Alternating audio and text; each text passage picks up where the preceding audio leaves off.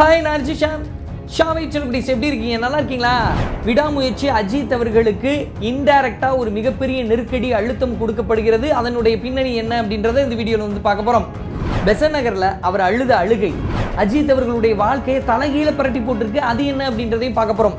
எந்த ஒரு உச்சகட்ச நடிகரும் செய்யாத ஒரு விஷயத்தை 40 வயதுல 50 வயதுல 53 வயதுல அஜித் அவர்கள் மட்டுமே பண்ணிட்டு இருக்காரு. அது என்ன அப்படின்றது தான் இந்த வீடியோல பார்க்க போறோம். இந்த வீடியோ முடியும் போது நீங்க ஏகே ஃபேனா இருந்தா உங்களுக்கு நிச்சயமா கூஸ்பம் வரும். இந்த வீடியோல மிக முக்கியமான ஒரு விஷயத்தை நம்ம வந்து பேசலாம். சரிங்களா? வீடியோக்குள்ள போறதுக்கு முன்னாடி ராஜலட்சுமி எடுவர்ஸ் ஆன்லைன் பிளாட்ஃபார்ம்ல இன்னைக்கு ஆர்டிஃபிஷியல் இன்டெலிஜென்ஸினுடைய ட்ரெண்டிங் கோர்சஸ்லாம் வந்து எடுத்துட்டு இருக்காங்க. AI data science, AI machine learning, generative AI, Java, full stock development, இந்த மாதிரியான கோர்சஸ் எல்லாம் படித்து உங்கள் திறமைகளை வளர்த்து ஐடி வேலைகளில் ஜாயின் பண்ணலாம். தமிழ்லேயே சொல்லித்தராங்க, இங்கிலீஷ்லேயே சொல்லித்தராங்க. உங்களால் ஃபுல் ஃபீஸ் கட்ட முடியலன்னா இஎம்ஐ வசதிகளும் இருக்குது. இதை யார் நடத்துகிறாங்க அப்படின்னு சொல்லிட்டு கேட்டிங்கன்னா 27 வருடங்களுக்கு மேலாக எஜுகேஷன் இண்டஸ்ட்ரியில் எக்ஸ்பீரியன்ஸ் இருக்கக்கூடிய ராஜலட்சுமி இன்ஸ்டியூட் தான் ராஜலட்சுமி எடுவர்ஸை நடத்துகிறாங்க. சென்னையில் இருக்கக்கூடிய டாப் இன்ஸ்டியூட்டில் ஒன்று. அவங்களுடைய கான்டாக்ட் டீட்டெயில், வெப்சைட் டீட்டெயில் வச்சுருக்கேன். நீங்களும் வெப்சைட்டை பாருங்கள், பார்த்து ஜாயின் பண்ணி திறமைகளை வளர்த்து நல்ல வேலைகளை ஜாயின் பண்ணலாம். சரிங்களா?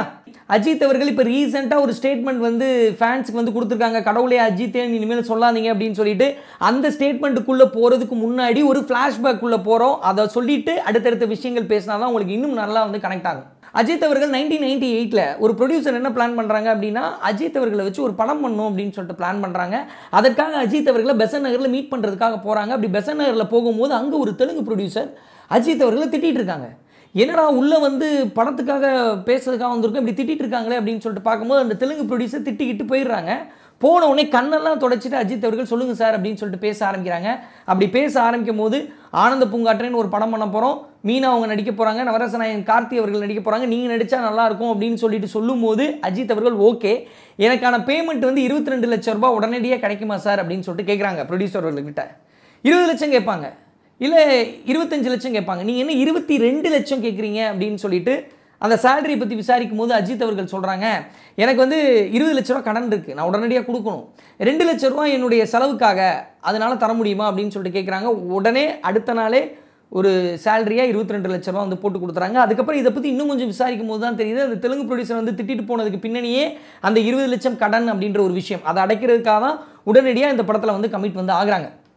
இப்படி கமிட் ஆன படத்தில் அவரால் ஷூட்டிங்கு போக முடியாத சூழ்நிலை ஏற்படுது. எதனால் அப்படின்னு சொல்லிட்டு பார்த்தீங்கன்னா அவருடைய காலில் இந்த ரேசிங் காரணமாக மிகப்பெரிய அடி ஏற்படுறதுனால அவரால் அந்த ஷூட்டிங்க்கு போக முடியாமல் ஒரு சூழ்நிலை ஏற்படுது. அப்படி ஏற்படும் போது நவரசநாயகன் கார்த்திக் வர வச்சு ஒரு போர்ஷன் வந்து முடிச்சிட்டாங்க, மீனா அவங்களுடைய போர்ஷன் முடிச்சிட்டாங்க. முடிச்சதுனால இப்போ படம் பண்ணணுமே அப்படின்னு சொல்லிட்டு பார்க்கும்போது இவருக்கு இந்த ஆப்ரேஷன் அப்படின்ற ஒரு விஷயம் வந்து தெரிய வருது. உடனடியாக அந்த ப்ரொடியூசர் என்ன பிளான் பண்ணுறாங்கன்னா அஜித் அவர்களை வச்சு இன்னொரு படம் பண்ணிக்கலாம், இப்போ இந்த படத்துடைய பாதி போர்ஷன் முடிஞ்சிருச்சு, நம்ம பிரசாந்த் அவர்கள்ட்ட டேட் கேட்கலாம் அப்படின்னு சொல்லிட்டு பிரசாந்த் அவர்கள்ட்ட கேட்குறாங்க. அவங்க அப்பா தியாகராஜன் அவர்களும் இன்னொரு ஹீரோ கமிட்டான படத்தில் நான் பண்ண மாட்டேன் அப்படின்னு வந்து சொல்கிறாங்க. அப்படி அதுக்கப்புறம் வந்து இல்லை சார் இந்த மாதிரி அவருக்கு விபத்தாயிருச்சு, அவரை வச்சு நாங்கள் இன்னொரு படம் பண்ணிடுவோம், இப்போ இதில் பிரசாந்த் நடிக்கட்டும் அப்படின்னு சொல்லிட்டு பிரசாந்த், நவரசநாயகன் கார்த்தி, மீனா அப்படின்னு சொல்லிட்டு ஒரு டைரியில், அந்த சினிமா டைரி அப்படின்றது அப்போ வரும், ரொம்ப ஃபேமஸ். ஸோ அந்த டைரியில் வந்து டிசைனிங்லாம் வந்து போடுறாங்க. அது வந்து வெளியே வருது. சரிங்களா? அப்படி வெளியே வந்த ஒரு நேரத்தில் இந்த ப்ரொடியூசரும் அந்த படத்தினுடைய ஆனந்த பூங்காற்றை படத்தினுடைய டைரக்டர் அவர்களும் என்ன பண்ணுறாங்க, அஜித் அவர்களை மீட் பண்ணுறதுக்காக ஹாஸ்பிட்டல் போகும்போது அஜித் அவர்கள் என்ன சார் நான் வந்து மறுபடியும் திரும்பி வந்துட மாட்டேன்னு நினச்சிங்களா ஜி அப்படின்னு சொல்லிட்டு ப்ரொடியூசரோட கையை பிடிச்சிட்டு கேட்குறாரு. அவர் கலங்குறது வந்து ஒரு கண்ணீர் துளி வந்து ப்ரொடியூசரோட கையில் விழுகுது. விழுந்ததுக்கப்புறம் அந்த சினிமா டைரியை காட்டுறாரு. இங்கே பாருங்கள் ஜி, எனக்கு பதில் இன்னொரு ஆளை போட்டிங்க, இந்த படத்தில் நான் தான் ஜி நடிக்கணும் அப்படின்னு சொல்லிட்டு உரிமையாக வந்து கேட்குறாரு. ஏன்னா நான் தான் கதை கேட்டேன், நான் தான் பேமெண்ட் வாங்கினேன், நான் தான் நடிக்கணும் அப்படின்னு சொல்லும்போது அந்த டேரக்டர் அவர்களும் அந்த ப்ரொடியூசர் அவர்களும் அந்த அஜித் அவர்கள் உரிமையாக கலங்கி கேட்டதை பார்க்கும்போது இவர் தான் நடிக்கணும் இந்த படத்தில் அப்படின்னு சொல்லிட்டு அவருக்காக வெயிட் பண்ணி அந்த படம் பண்ணப்படுது. ஆனந்த பூங்காற்றை வந்து சூப்பர் டூப்பர் ஹிட் ஆகுது. எதனால் இதை சொல்கிறேன் அப்படின்னு சொல்லிட்டு பார்த்தீங்கன்னா 16 வயதிலிருந்து தன்னுடைய சொந்த கால்னால் நின்று ஜெயிச்சவர் அஜித் அவர்கள். நான் ஒவ்வொரு விஷயமும் தன்னைத்தானே நானே செதுக்குனதுடா அப்படின்னு சொல்லுவார் பார்த்தீங்களா. இப்படி செதுக்கி அவர் உச்சம் போனது மட்டும் இல்லாமல் என்னோட ஃபேன்ஸும் அவங்களுடைய துறையில் உச்சம் போகணும், அவங்க வந்து படம் பார்க்கட்டும், எனக்கு ஃபேனாக இருக்கட்டும், என்னை ரசிக்கட்டும், அதெல்லாம் நான் வந்து ரொம்ப நேசிக்கிறேன் உங்களை. ஆனால் நீங்கள் வந்து உங்களை எல்லா இடத்துலையும் மதிப்புடைய ஒரு ஆளாக பார்க்கணும் அப்படின்னு சொல்லிட்டு அவர் என்ன பண்ணுறாருன்னா, கடவுளே அஜித்தே நம்ம தலைன்னு சொல்ல வேணான்னு சொல்லிட்டோம், அல்டிமேட் ஸ்டார்னு சொல்ல வேணான்னு சொல்லிட்டோம், இப்போ அவங்க கடவுளே அஜித்தேன்னு சொல்கிறாங்க, அது நம்ம என்ன அப்படின்னு சொல்லிட்டு விட்டுறல. என்னோடய ஃபேன்ஸ் வந்து நல்ல குடிமகனாக இருக்கணும், நீங்கள் இப்படி பண்ணுறது வந்து எனக்கு கவலை அளிக்குது. ஏன் அப்படின்னு சொல்லிட்டு பார்த்தீங்கன்னா, ஒரு யூனிவர்சிட்டியில் ஒரு பெரிய ஃபங்க்ஷன் நடக்குது, அங்கே கடவுளே அஜித்தேன்றாங்க. அப்புறம் ஒரு மெட்ரோ ட்ரெயினில் வந்து பேசஞ்சர்லாம் இருக்காங்க, அப்படி போயிட்டு இருக்கும்போது கடவுளே அஜித்தே அப்படின்றாங்க. ஒரு ஸ்டேடியமில் கடவுளே அஜித்தேன்னு சொல்கிறாங்க. கூட்டமாக அரசியல் பிரச்சாரம் நடந்துட்டு இருக்கிற இடத்துல கடவுளை அஜித்தேன்னு சொல்கிறாங்க. இப்படி நிறைய இடத்துல கடவுளை அஜித்தேன்னு சொல்லும்போது இது எனக்கு அசௌகரியமாக இருக்குது. தயவு செய்து என்னோட ஃபேன்ஸ் வந்து இதை பண்ணாதீங்க. உங்கள் குடும்பத்தை பாருங்கள், உங்கள் குடும்பம் தான் உங்களுக்கு ரொம்ப முக்கியம் அப்படின்னு சொல்லிட்டு 53 வயதில் அஜித் அவர்கள் ஒரு ஸ்டேட்மெண்ட் கொடுக்குறாரு. என் பேருக்கு முன்னாடி எதுவுமே போடாதீங்க. அவர் எப்படி கஷ்டப்பட்டு முன்னேறி வந்தாரோ அதே மாதிரி என்னோட ஃபேன்ஸும் வரணும் அப்படின்னு சொல்லிட்டு நினைக்கிற ஒரு மனசு இருக்குது பார்த்தீங்களா. இது இன்றைக்கி மட்டும் வரலங்க, நிறைய பேருக்கு தெரியாத விஷயம் சொல்கிறேன். ரசிகர் மன்றத்தை கலைச்சிட்டாரு அப்படின்ற ஒரு விஷயம் தெரியும். ஏன் கலைச்சாரு அப்படின்ற டீட்டெயிலிங் வந்து நிறைய பேருக்கு தெரியாமல் இருந்திருக்கலாம். அதனால சொல்கிறேன். அரௌண்ட் வந்து 2011 அந்த பீரியட்லாம் அவருடைய 40 வயதில் தான் ரசிகர் மன்றமே இனி வேணாம் அப்படின்னு சொல்லிட்டு கலைச்சாரு. தமிழ்நாட்டில் அஜித் அவர்களுக்கு அப்போ எவ்வளோ ரசிகர் மன்றங்கள் இருந்ததுன்னு சொல்லி கேட்டிங்கன்னா 41,000 ரசிகர் மன்றங்கள் கிட்டக்க இருந்தது. அந்த ரசிகர் மன்றத்தெல்லாம் வேணாம்னு அப்படின்னு கலைக்கிறதுக்கு காரணம் என்ன அப்படின்னு சொல்லிட்டு பார்த்தீங்கன்னா, அந்த காலகட்டத்தில் எந்த ஊர் போனாலும் அந்த ஊருக்கு போய் ஒரு கல்யாண மண்டபத்தை பிடிச்சி அவங்கள ரசிகர்களெல்லாம் கூட்டிகிட்டு வந்து தனித்தனியாக நிற்க வச்சு ஃபோட்டோ எடுத்து அனுப்புவாராம். அதை எல்லா ஊர்களிலும் ரெகுலராக பண்ணிகிட்டு இருந்தார். கல்யாண மண்டபத்தை வாடகைக்கு எடுத்து இப்படி பண்ணுறது.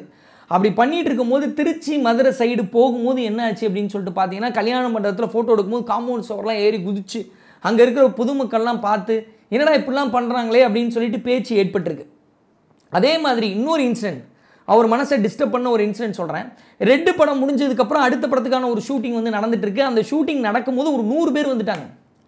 அந்த 100 பேர் வந்தவங்க எப்படி வந்திருக்காங்க அப்படின்னு சொல்லிட்டு பார்த்தீங்கன்னா, அஜித் அவர்கள் மையே சட்டை போட்டு, ரெட்டில் அவர் ஒரு சட்டை போட்டுருப்பார்ல, அந்த மையே சட்டை போட்டு மொட்டை அடிச்சு, ஃபுல்லாக மொட்டை அடிச்சு 100 பேர் மொட்டை அடிச்சு வந்திருக்காங்க இவர்கிட்ட ஃபோட்டோ எடுக்கிறதுக்காக.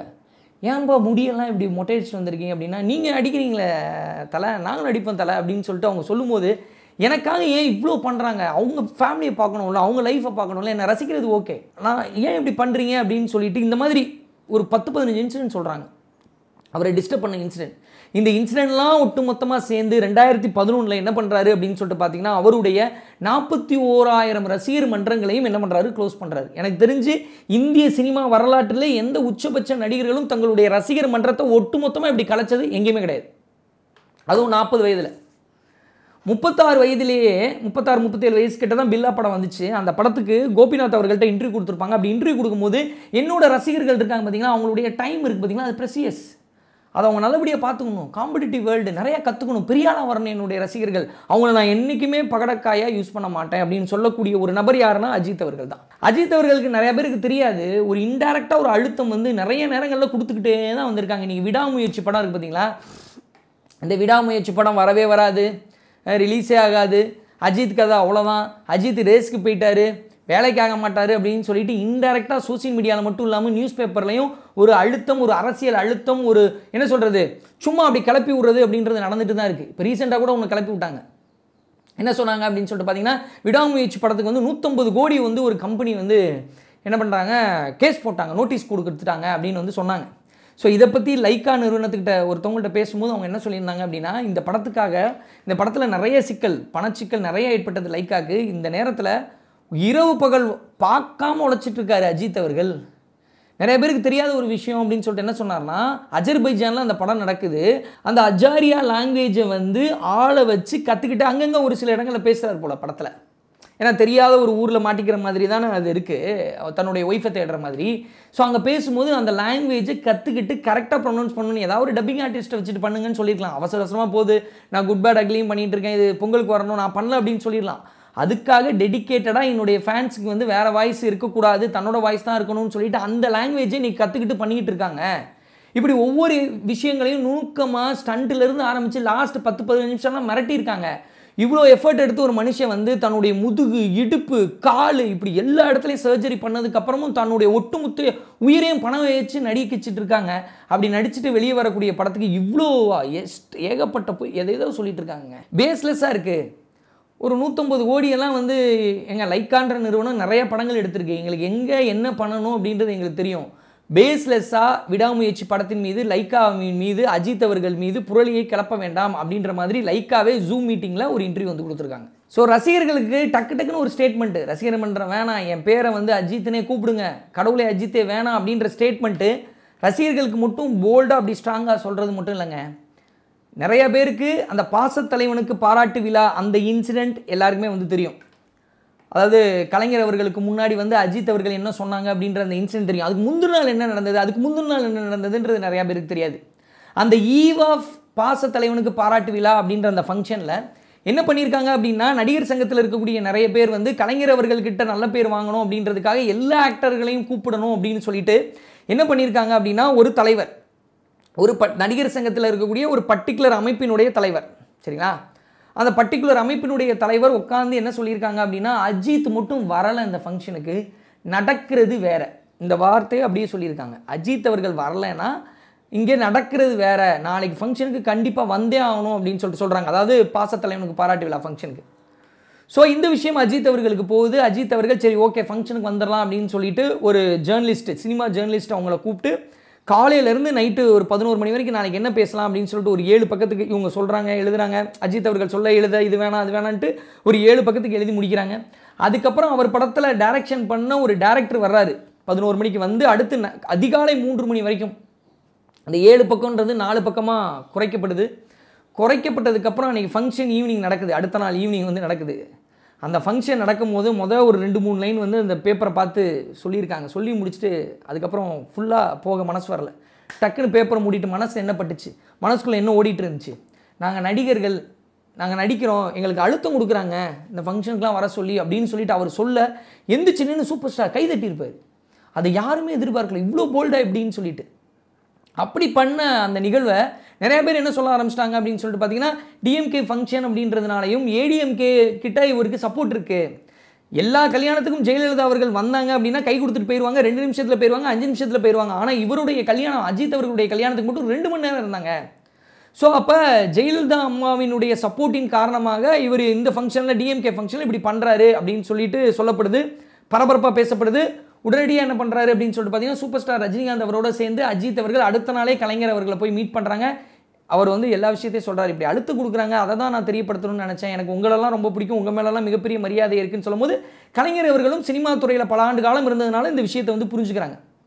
அப்போ போல்டாக தான் மனசில் நினைக்கிற விஷயத்தை, அது ரசிகர்களாக இருந்தாலும் சரி, அரசியல் தலைவர்களாக இருந்தாலும் சரி, என்ன சொல்லணும்னு நினைக்கிறாங்களோ அதை ஸ்ட்ராங்காக நிறைய இடங்களில் வந்து சொல்லியிருக்காங்க. இது நான் கேள்விப்பட்ட விஷயம்தான். அரசியலுக்காகவும் ஒரு சில கட்சிகள் வந்து அஜித் அவர்களை கேட்கும்போது வேணாம் அப்படின்றதுல ரொம்ப ஸ்ட்ராங்காக இருந்திருக்காங்க. அது மட்டும் இல்லாமல் தன் மீது ஒரு அரசியல் பார்வை விழுந்துடக்கூடாது அப்படின்றதுக்காக. ஏன்னா நீங்கள் கொஞ்சம் ஃப்ளாஷ்பேக்கில் போய் பார்த்தீங்க அப்படின்னா, இந்த கிரீன் ரெவல்யூஷனுடைய அம்பாசிடராக இருந்திருக்கிறாங்க அஜித் அவர்கள். அதே மாதிரி நிறைய சேரிட்டிஸ் வந்து வச்சுருக்கிறாங்க. இன்றைக்கு வரையும் வந்து பார்த்திங்கன்னா நிறைய கண் மருத்துவமனைகளில் நிறைய கண் ஆப்ரேஷன், ஹார்ட் ஆப்ரேஷன், இந்த மாதிரி நிறைய விஷயங்களுக்கு அவங்க சப்போர்ட்டிவாக இருந்திருக்காங்க. அவங்க கூட இருந்த 12 பேருக்கு மேலே இருக்கிறவங்க வீடுகள் கட்டி கொடுத்துருக்காங்க. இப்படி எல்லாம் பண்ணாலும் ஒரு பீரியடுக்கு அப்புறம் இதெல்லாம் வந்து அவங்க விளம்பரமே பண்ணலை, இப்படி பண்ணுறேன் அப்படின்ற ஒரு விஷயத்தை. ஏன்னா நடிகர் நீ ஏன் இப்படி பண்ணுற, அரசியலுக்கு வரப்போறியா அப்படின்ற ஒரு சர்ச்சை. இவர் வந்து மரம் நட்டுக்கிட்டு இருந்தார் ஒரு பீரியடில், நட்டு தன்னுடைய ஃபேன்ஸையும் நட சொன்னார் இந்த க்ரீன் ரெவல்யூஷனுக்காக. அப்படி சொல்லும்போது இந்த கேள்விகள்லாம் வந்தது. இந்த கேள்விகள்லாம் வந்ததுனால இதை நம்ம மறைமுகமாக யாருக்கும் தெரியாமல் பண்ணுவோம் அப்படின்னு சொல்லிட்டு நிறுத்திட்டாங்க. அப்போது இதெல்லாம் நிறுத்தினதுக்கு பின்னணி என்ன அப்படின்னு சொல்லிட்டு பார்த்தீங்கன்னா, நான் சினிமா பண்ணுறேன், என்னுடைய ஃபேமிலி லைஃப் அப்படின்றது ரொம்ப முக்கியம், என்னுடைய ஃபேமிலியினுடைய பீஸ் அப்படின்றது ரொம்ப முக்கியம் அப்படின்றத ரொம்ப ஸ்ட்ராங்காக அவர் வந்து நம்புகிறாரு.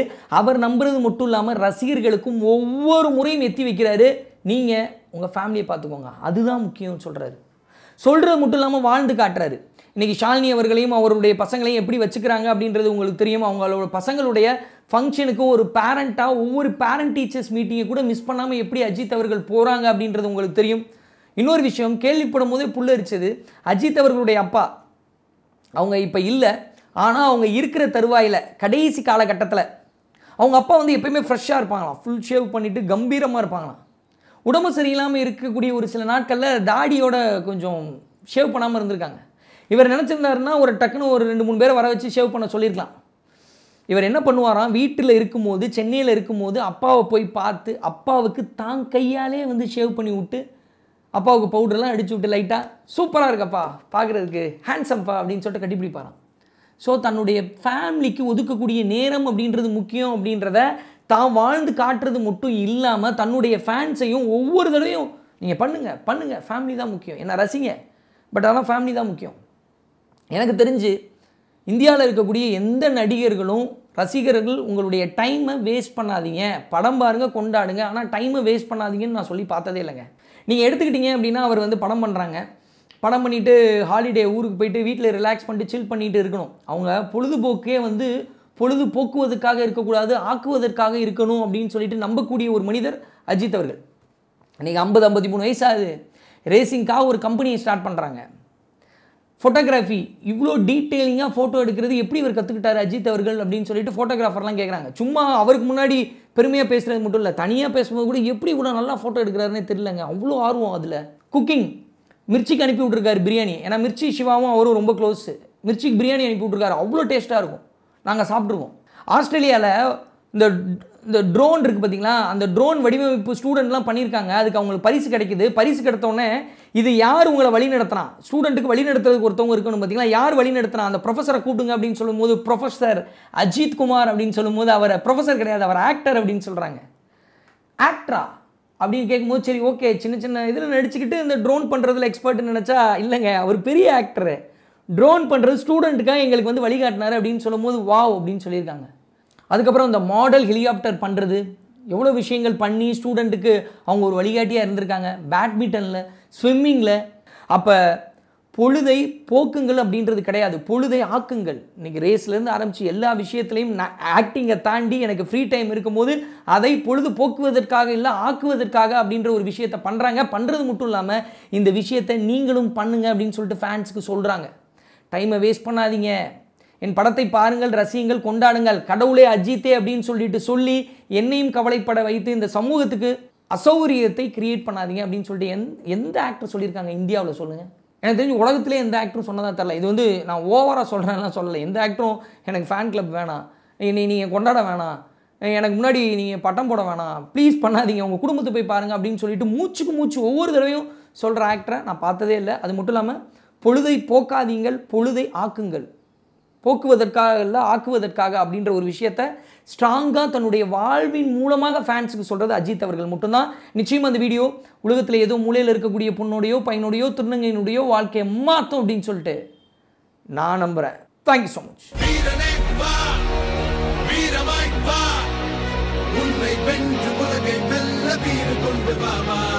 ஆயிரத்தை தாண்டி போனால் ஓடியில நீதான் ஒருவன், நாடி நரம்பெல்லாம் வெற்றி போராட்டமே. உன்னுடைய எல்லை நீயே, உலகத்துக்கு பிள்ளை நீயே, போலையாகும் போக்கில் தேகம் உன் துணையே.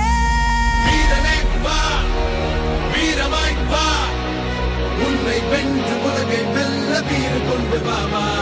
ஆயிரத்தை தாண்டி போனால் ஓடியில நீதான் ஒருவன், நாடி